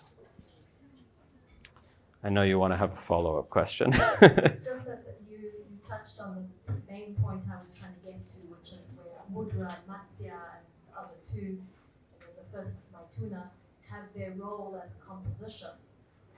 Right. No, but the fifth is not Maituna. That's my point, is that before Mudra and Matsya got added much later in the late tantric tradition that flourished in Bengal, right, and Assam, but for all centuries before that, there were just 3 M's, not 5 M's, and that's the ritual transgression of consuming meat, the ritual transgression of the intoxicating liquor, and of consecrated sexuality. Yeah. And for, a master like Abhinavagupta anyway, the first 2 are completely just preparatory to the third, and so in that way, it's that particular teaching is really all about the Maituna. Yeah. Okay. Yes. And we only have 1 or 2 more, so anyone who has a burning question, be ready to thrust your hand into the air. Go ahead. I'm transgressing because I'm burning to ask you this question, but it's not about your direct topic. It's about the fact that, when you read certain ancient texts that have been translated, such as, for instance, one text called The Sky Dancer, translated by Keith Dorman, published by Dharma Publishing, I think. Anyway, it's a story of the life of Yeshe Tsogyal, who was the consort of Padmasambhava, and they were definitely tantric practitioners. So, Yeshe Tsogyal was a princess very deeply in love with Padmasambhava, who was her master teacher and her lover. Right. So Padmasambhava gave her practices to do. And when you read about what she went through, it seems to me, and you find this in many scriptures, not just this one, that it's almost impossible to imagine that anybody would be doing something like that, because she allows, insects and ants to come and eat her up, penetrating all her orifices, or she allows... Don't try this at home. She allows, her body to be eaten by a tiger who happens to be hungry, and all these insane offerings of herself that don't make any sense. I mean, it's too much. Right, because most of them aren't literal. You're not supposed to take it as literal. Okay, so I'm asking you about that, how to understand this. Yeah, because any account of any Indian saint, Tibetan saint, Nepali saint, tantric master, practitioner, blah, blah, blah, these accounts are what we call hagiography, meaning they're biographies that are mythologized to glorify the greatness of that practitioner. So you have to do that. It's a cultural imperative to do that, or you are not sufficiently honoring, in this case, Yeshe Tsogyal. You're not sufficiently honoring her if you don't exaggerate and hyperbolize and just create this narrative which pictures her as the most amazing woman who ever lived, right? You're supposed to do that. But nobody in the original context was reading this and thinking, all this that I'm reading literally happened just like this. And so there's a curious phenomenon, which is where modern people, certainly in India, but even a bunch of people here and in other places, modern people tend to read more literally than ancient people and medieval people reading these sources, right? So we have an excess of literalism in our modern world, which has had an unfortunate byproduct called fundamentalism. I know none of you are fundamentalists, but a religious fundamentalist is someone who not only reads literally, but then wishes to enforce their literal reading on others, right? So yeah, there's you want to read these texts as poetic evocation. Of course, there's going to be some grains of truth in there in terms of historical reality, but is that really truth? That's the question the tradition's also asking. Is the historical factual account, if we could recover it, which we can't, is that more true than the poetic evocative teaching stories based on Yeshe Sogyal's life? The tradition would be like, not at all. We do need to move on. Thank you, Margot. Thank you. Yeah. So let me just, because before people leave, let me just say one important thing, then we can have more questions. Because some people start trickling out, and I want to say the next thing first, right? Which is that I had the idea 10 years ago or something to make a tantric meditation app.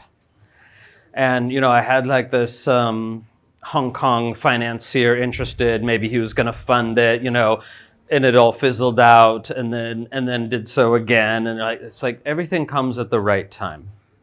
And so I am very, very fortunate to have just stumbled upon in my very own community, amongst my very own students, the most incredible app designer, brilliant, brilliant man, and also very humble, sitting over here in the corner, Alec. So I just want to say, something really amazing has happened. Because this is not just about me promoting the product, right? Like, it's beyond a dream come true. It's I can't believe that this is even real, right? So we with our sort of beta test group of a couple 100, 300 people or whatever, they've given us all this feedback, and so much of it is about this is like nothing else out there. This made me delete all the other meditation apps I had. Seriously, that's a real comment, right? And they've helped us make it better, but also people already having profoundly life-changing experiences. And it's, to me, the most beautiful part is that in this modern society, we do have a serious, including you, we have a serious phone addiction. But the VBT app is so beautiful and so effective that it's doing a very tantric thing, which is you take the existing problem, I'm addicted to my phone, and then you find a way to make it something beneficial, which is a quintessential tantric move, okay? So Tantra says, we rise with the support of the very same ground that tripped us. This is a profound thing to contemplate, okay? So, yes, and it's an amazing thing because, yes, even though we have teachings online and here in books and everything, people go to their phone these days first thing in the morning, right? But what if, and we're setting it up this way, it's like automatically, you grab that phone, the first thing that comes up is the app inviting you to practice, right?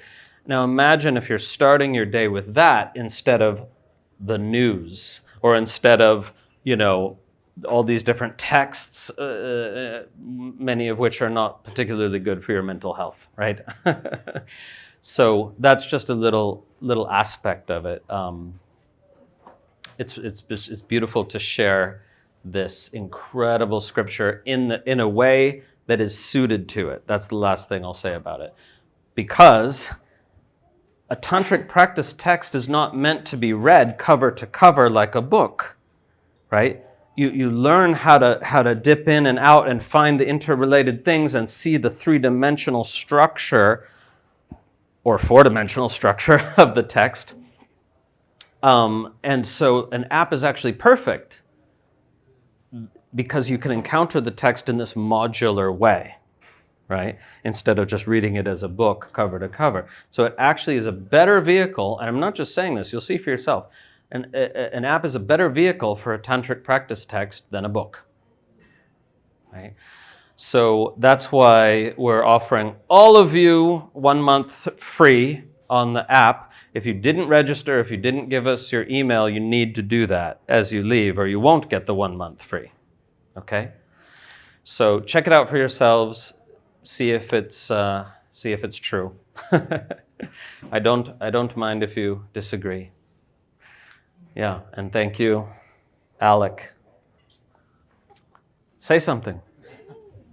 Hi.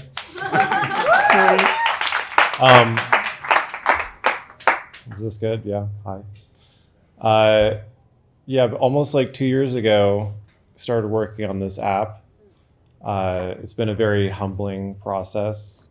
Being a software designer who's also a meditator, just being constantly confronted with the evil doings of software and software devices and iPhones.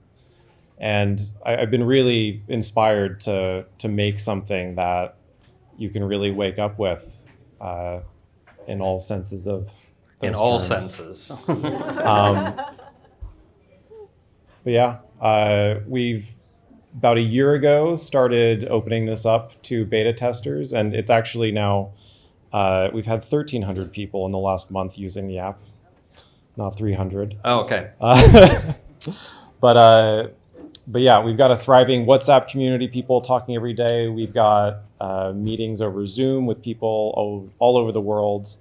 We've got a very well thought out curriculum that will last you for 3 years with this practice. And it has been a really wonderful thing, just spending so much of my life in devotion to this text.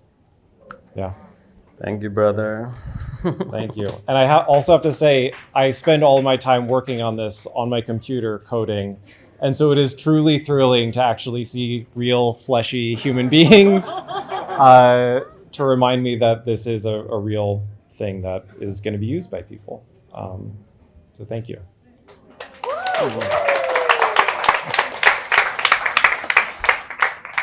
And Alec Malloy.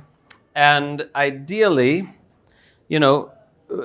ideally, we're making history, because what could happen is that people could realize, oh shit, this is like the best way to encounter a tantric practice text. And, there's different ways to organize it, and different tags and different search functions and blah, blah, blah. And if the other tantric practice texts, of which there are many, most of which are untranslated, also got presented in this accessible way, that would be pretty awesome. Because the scriptural tradition in Tantra, not the like there's all these philosophical texts you might have tried to read, Kashmir Shaivism philosophy, oh my gosh, this is so, I don't know what, challenging or beautiful or esoteric or complex. But people are mostly reading these exegetical sources, meaning philosophical texts written later. The scriptures of Tantra are almost 100% practice. And that's what's mostly untranslated. So we have more scholars coming up. We need more help. Learn Sanskrit, become a translator if you can. It doesn't take that long, Really, if you have an aptitude for my Sanskrit students, I trained them to full reading proficiency of reading tantric texts in 3 years.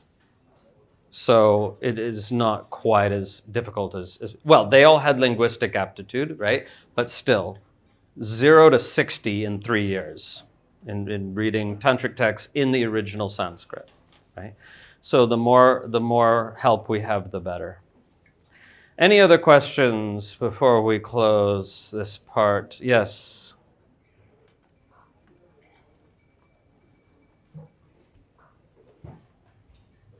Hi. If Shiva is the personification of absolute consciousness, and he is seen as light, and Shakti is the personification of awareness, how does that become the dynamic creation?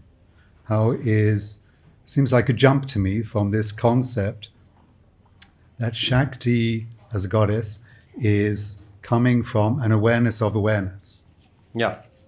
How does that from awareness of awareness? Yeah, I get How does that jump to dynamic creation? Yeah. Well, first of all, that's not the complete teaching, right? So he's talking about that Shiva and Shakti are understood as respectively Prakasha and Vimarsha, the light of consciousness and then the reflective capacity of consciousness, right? But Shiva and Shakti are also described in many other ways within the tradition, right? That's just one important way of talking about that dyadic nature of reality. But we can get there from here because what happens when consciousness reflects on itself, right? That it senses the latent potentialities inherent within its own being, to kind of put it oversimplistically. So we could tell a little story. It's not like this, but this just helps make it accessible, right? Beginning of time, or before the beginning of time, one infinite divine consciousness with no particularity, perfectly homogeneous, right, reflects on the latent potentialities inherent within itself. And sensing those potentialities, that consciousness says one word, and that is Om. What does Om mean in Sanskrit? Literally, yes, but an almighty yes, a radical affirmation of all the potentialities sensed within itself, right? Which are not sensed cognitively, not in a mental way, like, oh, there's this one and this one and this one and this one, but rather in an intuitive way, because consciousness writ large is not exactly a mind, right? You could say it's mind itself, but not exactly a mind that cogitates, right? So it intuitively senses those potentialities, and a radical act of self-affirmation says yes. And there's then the movement into form, right? And the Tantra tradition is unique among the Indian traditions anyway, in saying that in this movement into form, consciousness relinquishes nothing of its inherent divinity, right? It is not a stepping down. It is not a degradation, the way some other traditions claim. That by moving into form, consciousness never relinquishes any essential aspect of itself. Okay, so that teaching has deep implications for the spiritual life, which we don't have time to get into. But so this movement into form. Now, to tell it like a narrative, a beginning of time, blah blah blah. But really, it's happening in every moment. Right? So there's a Spandakarika which says the experiencer is everywhere and always established as the substance of what is experienced. Meaning to say, the experiencer with a capital E, the consciousness itself, which makes all experience possible, in every moment, literally, right now, is not some cosmic thing, transcendent, makes all experience possible, right? That is utterly non-different from its own experience. That is to say, it bodies itself forth as its experience. So consciousness appears or manifests as the very substance of whatever is experienced.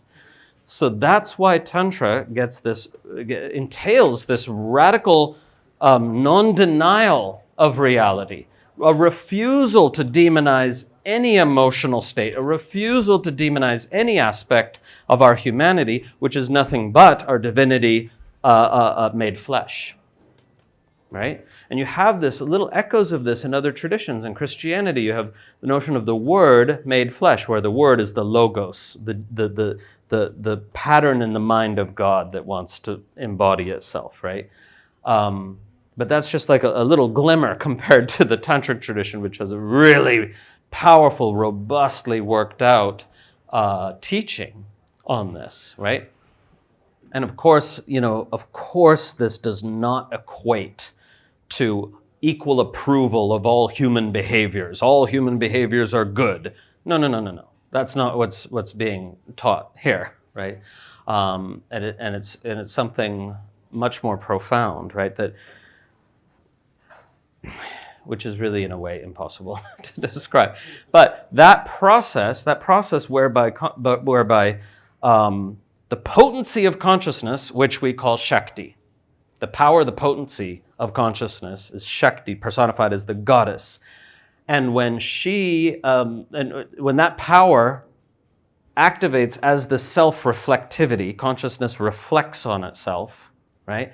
Then the movement into form inevitably follows, and that's called spanda or spurata, right? Which is this sparkling, vibrating coalescence, this thickening into form of that which is essentially formless without relinquishing its true nature.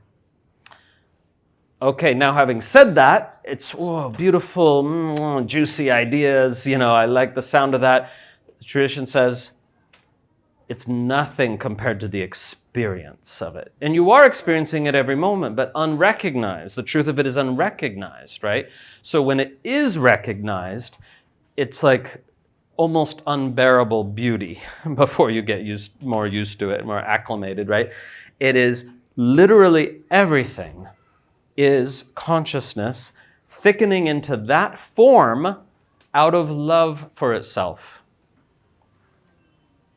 Right? And of course, humans with their minds, with their complicated minds, they get all confused and then they hurt each other.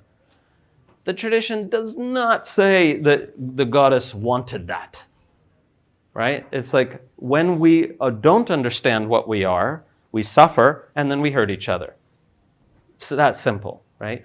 But every form can be viscerally experienced, not from the thinking about it, viscerally experienced as the goddess, the self-reflective capacity of consciousness, manifesting as that form out of love for itself and for no other reason. No purpose of trying to accomplish something.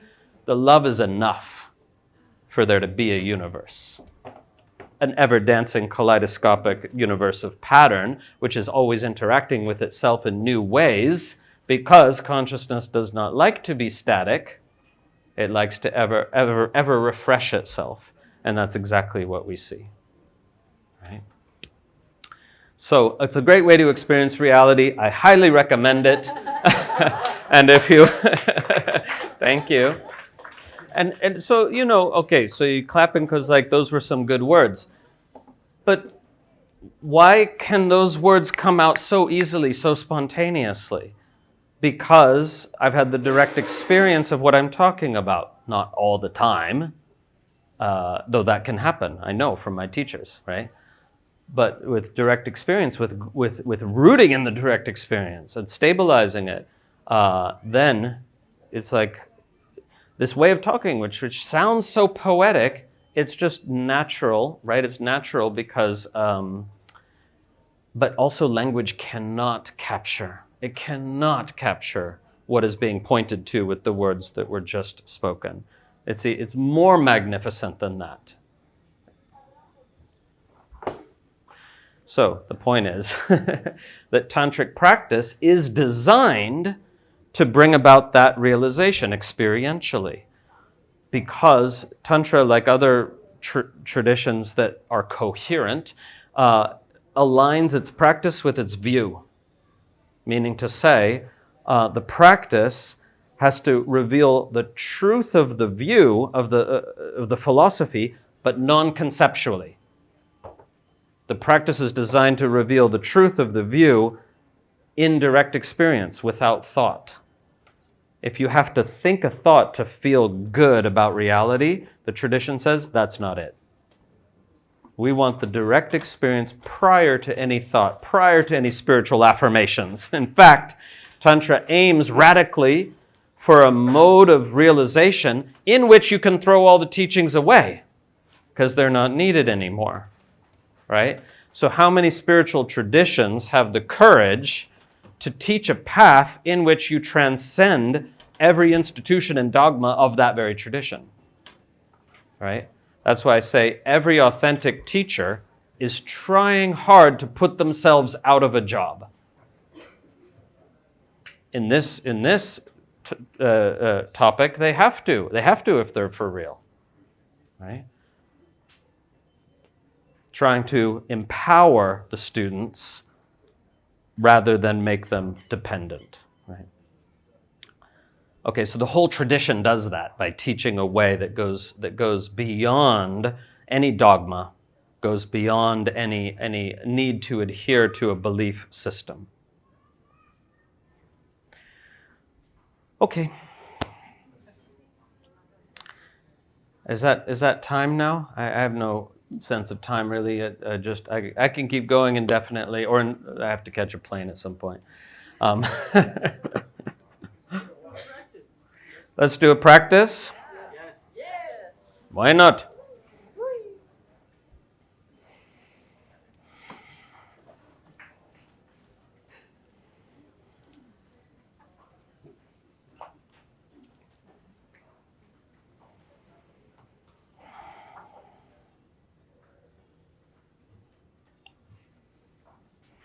Okay, let's just try this.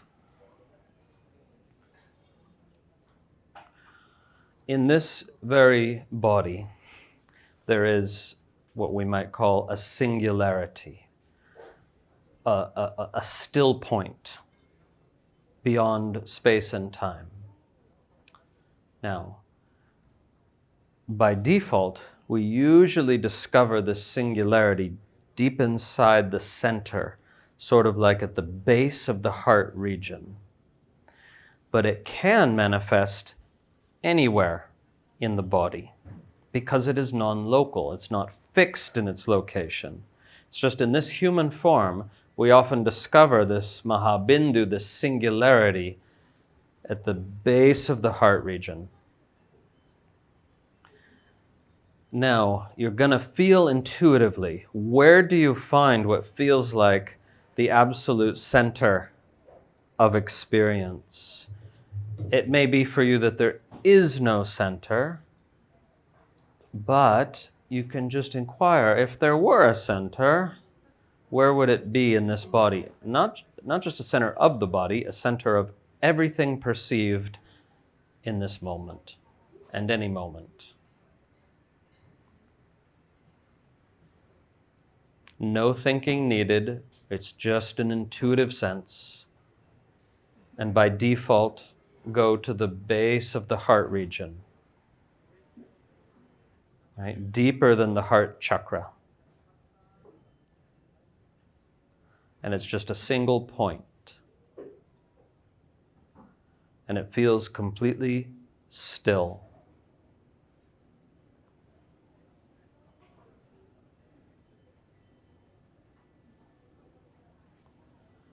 Now, believe it or not, this singularity emanates the entire universe of your experience. So feel right now, if you can, that the whole body is emanating from this center and refreshing in every moment. It's not a static thing. It's emanating and re-emanating from this center. But not only the body, the whole field of perception, sound, light, color, sensation, emotion, thought, and subtler forms of energy, all emanating from this center.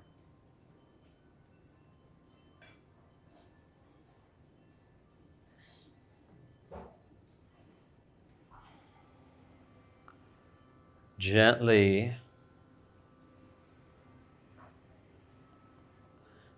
direct the breath to just perfectly, barely kiss the singularity at the end of the inhale.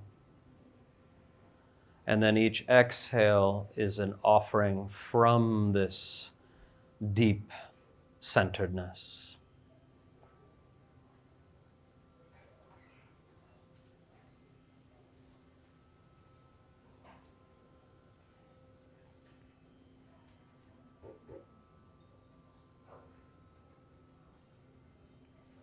Please notice you're not trying to be spiritual, not trying to feel still, just discovering the stillness that's already here.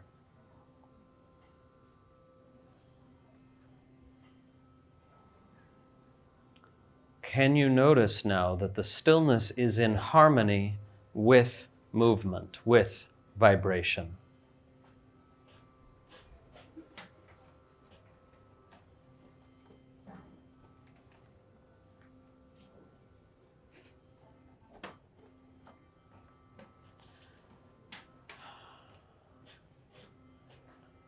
If you haven't already, let the jaw relax, really relax. Muscles of the face relax.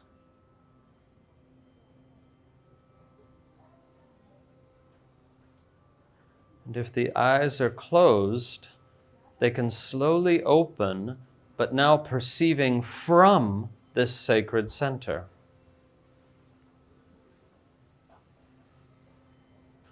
Not from habitual mind, perceiving from this deepest center.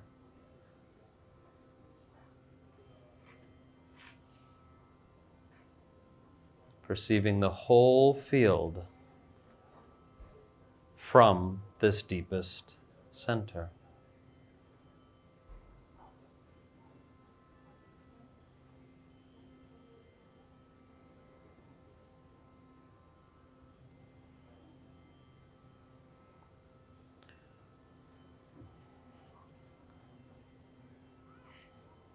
If you have been able to access it, you should be able to open your eyes and feel no difference. All that is seen is in harmony with your fundamental being. And this is always already the case.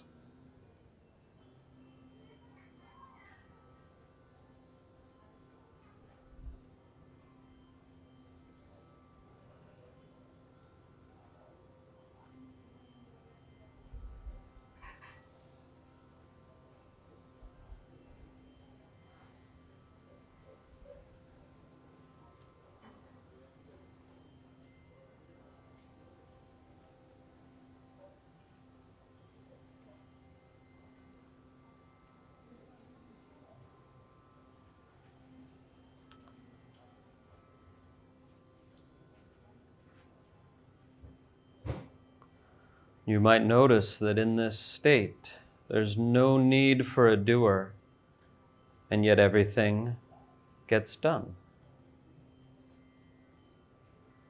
When you're able to take this into movement, into action, action becomes nothing but flow.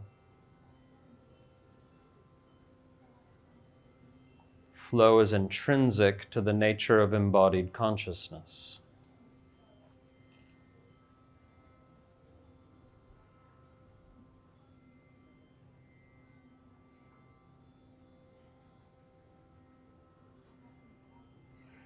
This needs to be discovered in direct experience.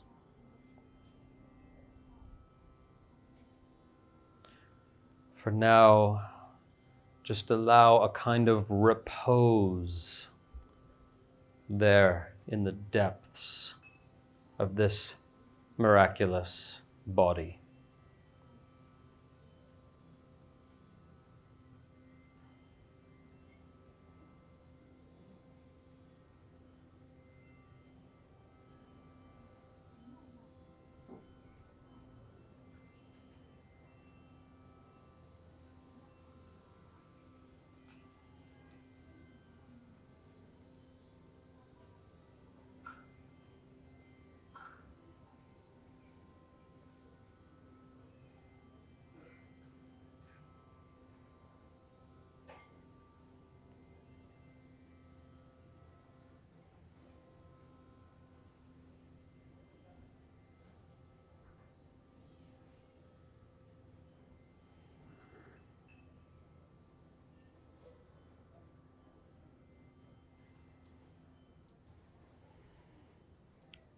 Om.